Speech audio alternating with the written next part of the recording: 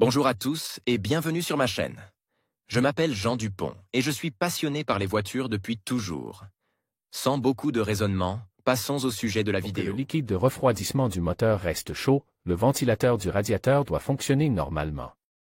Il est généralement placé entre le moteur et le radiateur lui-même. Avant d'être installé, le ventilateur est placé dans un boîtier spécial. Aujourd'hui, j'aimerais vous parler du principe de fonctionnement du ventilateur de radiateur. Ces pales sont placées de manière à ce que l'alimentation en air soit plus massive et le refroidissement, respectivement, plus efficace. Pour ce faire, les pales, qui sont au nombre de 4 au minimum, sont placées sur une poulie commune avec un certain angle par rapport à la zone de rotation. Du type d'entraînement dépend le type de ventilateur de radiateur. Il en existe plusieurs. Entraînement mécanique du ventilateur de radiateur. Ventilateur de radiateur à entraînement mécanique. Le ventilateur est entraîné en continu par le vilebrequin, par l'intermédiaire d'une courroie. Cette variante présente un inconvénient majeur, le coût élevé du moteur pour faire tourner le ventilateur. C'est pourquoi ce type d'entraînement de ventilateur est presque totalement abandonné par les constructeurs automobiles. Entraînement électrique du ventilateur de radiateur. Le ventilateur de radiateur doté d'un tel entraînement à son propre principe de fonctionnement, peut être le plus courant dans la construction automobile moderne. Ce mécanisme de refroidissement comprend un moteur électrique et un système de commande. Le moteur électrique lui-même est alimenté par le réseau de bord de la voiture. Le système de commande intelligent calcule lui-même le fonctionnement du ventilateur du radiateur, en fonction du degré d'échauffement du moteur.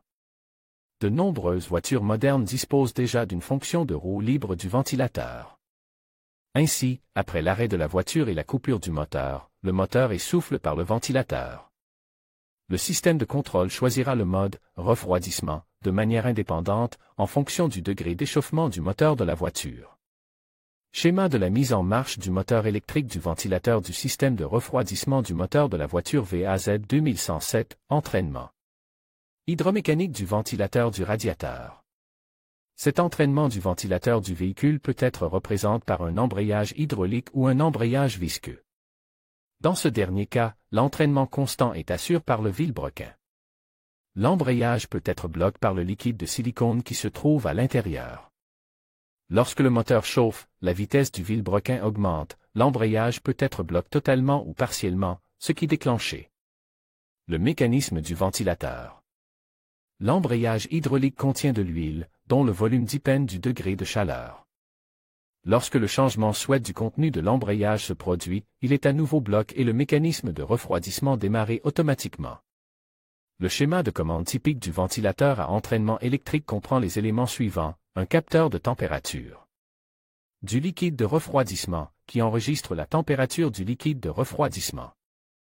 Il convient de préciser qu'il peut y avoir plusieurs capteurs de ce type sur une même voiture.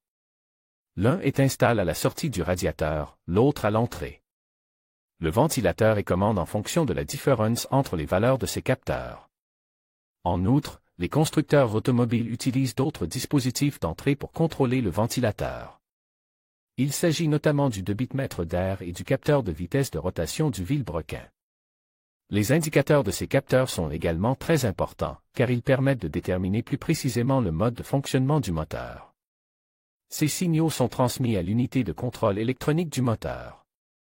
Une fois les informations traitées, le relais du ventilateur de radiateur peut être activé. Dans les véhicules équipés d'un attelage ou d'un système de climatisation, il y a généralement 2 ventilateurs installés simultanément, qui peuvent fonctionner à la fois séparément et simultanément. Chaque ventilateur de voiture possède son propre relais de commutation. Dans le monde moderne, l'unité de commande du ventilateur est de plus en plus souvent utilisée à la place du relais de mise en marche du ventilateur. Cela permet d'assurer un fonctionnement économique et efficace du dispositif de refroidissement. Regardez la vidéo. Si le ventilateur du radiateur ne se met pas en marche VAZ 2114, soufflez le radiateur et remplacez le ventilateur. Sur une voiture Ford,